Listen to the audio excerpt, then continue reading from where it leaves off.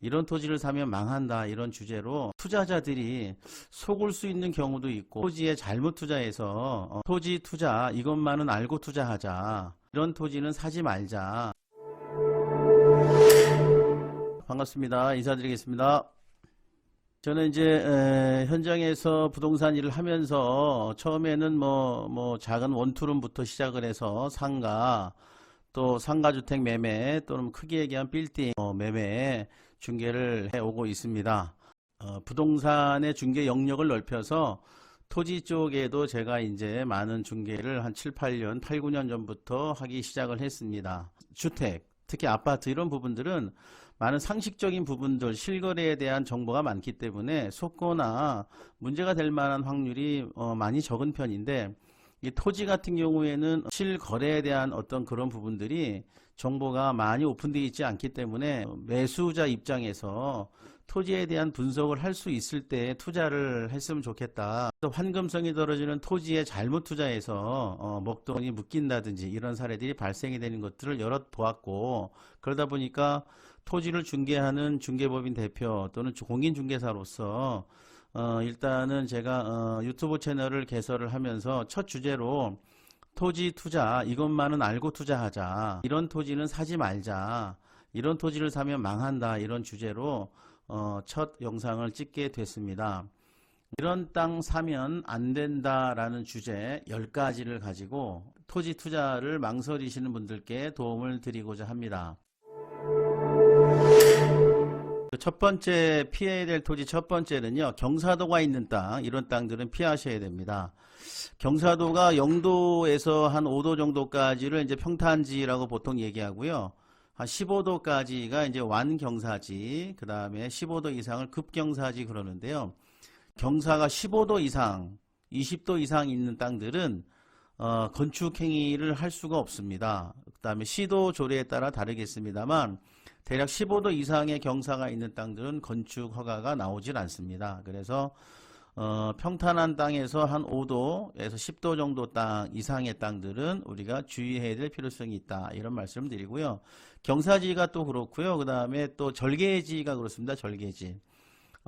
절개지는 이제 우리가 뭐 장마 같은데 비가 많이 오거나 이러면 그 산사태 위험 이런 것들이 있을 수가 있어서요, 이렇게 깎여 있는 절개가 되어 있는 땅을 얘기합니다. 그래서 땅은 경사가 있거나 절개가 되어 있는 땅들은 우리가 피해야 될 땅이다. 두 번째 말씀을 드릴 부분들은요, 웬만한 투자자들은 잘 알고 계시는 부분이긴 하겠습니다만 맹지입니다. 맹지 땅은 우리가 거들떠보지도 않아야 될 땅들이긴 합니다. 저희같이 땅을 전문으로 하는 사람들은 맹지를 사기도 합니다.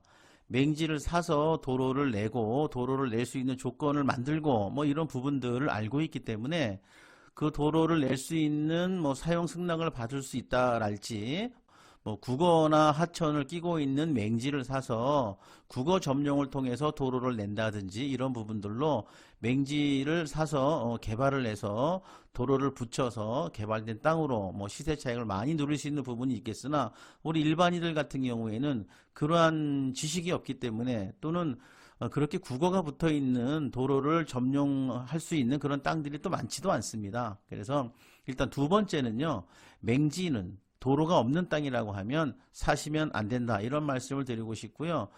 또 도로도 마찬가지입니다. 우리가 시골에 가면 뭐 농로 같은 거 3m가 안 되는 도로들이 있는데요, 건축을 하기 위해서는 4m 이상의 도로가 붙어 있어야지만 건축이 가능합니다. 그래서 맹지 또는 4m 이하의 도로, 현황도로 같은 거, 사도 이런 것들이 있는 것은 맹지로 간주하시고, 도로가 붙어 있지 않은 땅, 맹지는 우리가 피해야 될 땅이다. 세 번째는 공유 지분 토지입니다.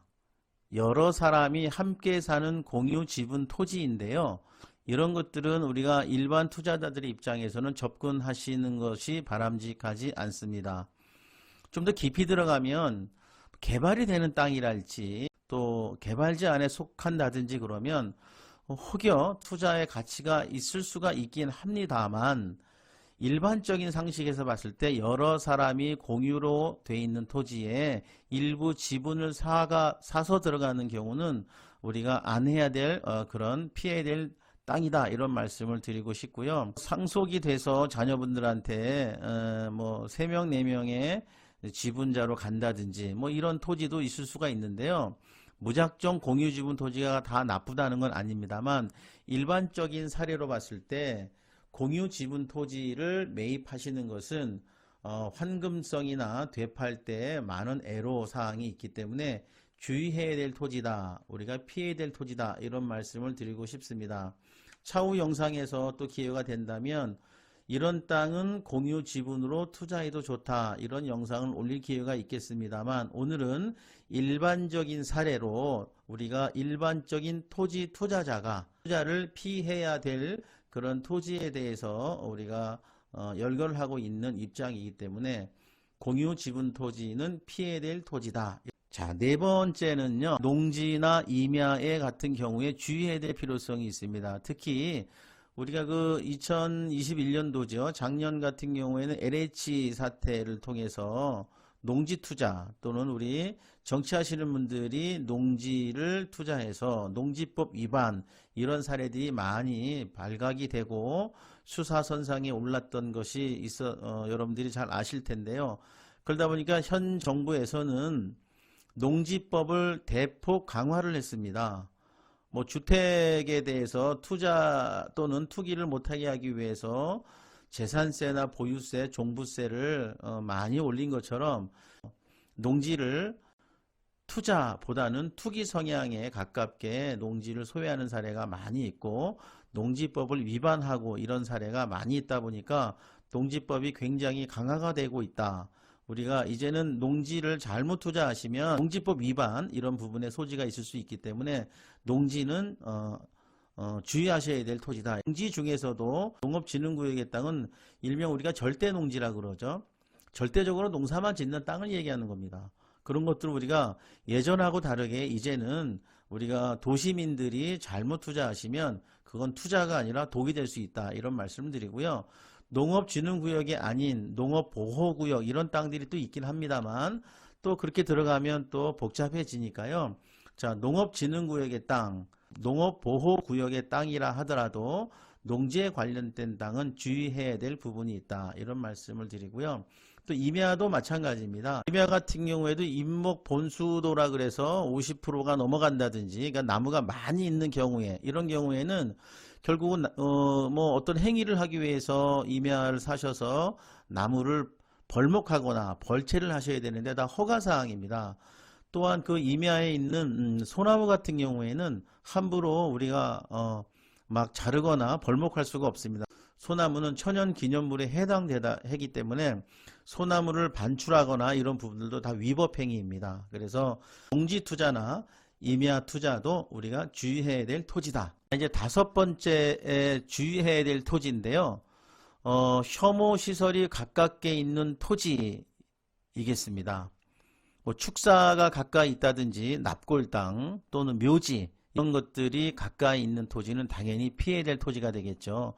특히 우리가 축사 같은 경우에 그 뭐 200m, 300m 떨어졌다고 해서 아니면 작은 골짜기 너머에 축사가 있다고 해서 선뜻 투자를 하시는 경우가 있는데요. 바람이 한번 이렇게 불어오기 시작하면 200m, 300m 냄새는 그냥 넘어옵니다. 우리 일명 그 똥파리라고 그러죠. 파란 색깔의 파리. 그런 것들이 창문을 통해서 집 안으로 들어온다고 생각해 보시면 악신하는 건 기본이고요. 파리 문제 이런 부분들 해충 이런 것들이 낄 수 있기 때문에 축사 같은 경우에 굉장히 주의해야 될 그 혐오시설에 또 추가할 사항이 뭐 인근에 공항이 있다든지 뭐 소음으로 인해서 잠을 못 잘 수도 있는 그런 땅이 될 수도 있고요. 쓰레기 매립장 이런 부분들도 가까이 있는 것들은 역시 냄새, 악취 이런 부분들로 고생하실 수가 있기 때문에 주변에 내가 살 수 있는 토지 1km 또는 2km 이내에 이러한 혐오시설에 관련된 그런 것들이 있는지를 주의 깊게 살펴보고 토지를 투자하셔야 된다. 이런 말씀을 5번째로 드리겠습니다. 이제 6번째인데요. 6번째는 선하지 토지입니다. 선하지.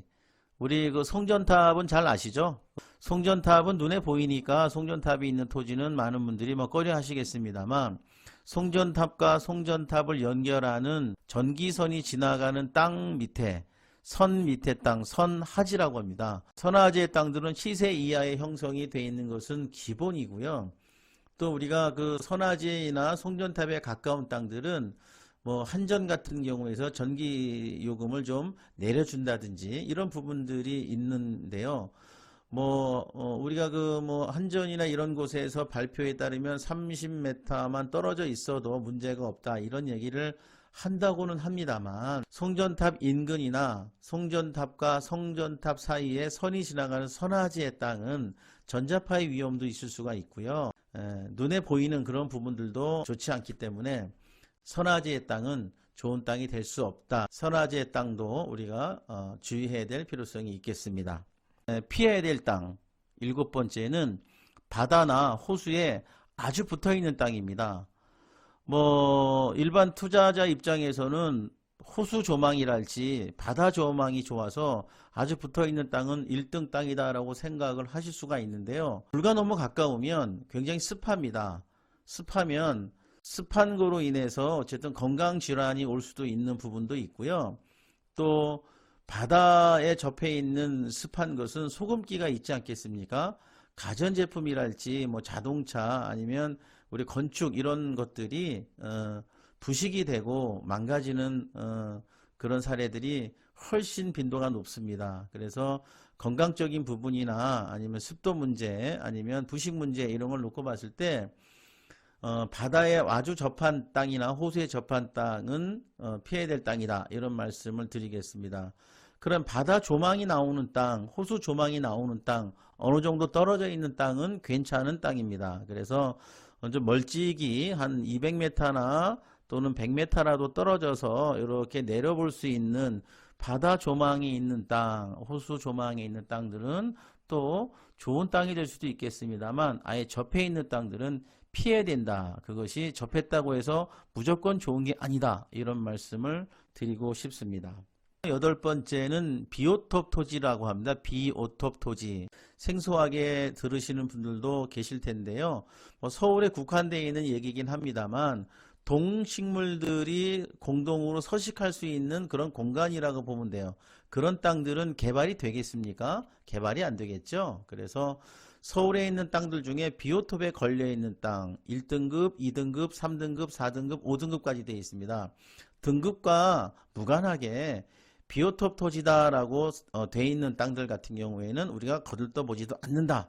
이런 인식을 가지셨으면 좋겠다. 이거는 동식물들의 땅이다. 우리 사람이 들어가서 침범해서 건축을 하거나 우리가 어쨌든 개발 행위를 할 수 있는 땅은 아니다. 이렇게 인정을 하시고 우리가 접근을 안 하시는 것이 좋겠다. 이런 말씀을 드리고 싶습니다.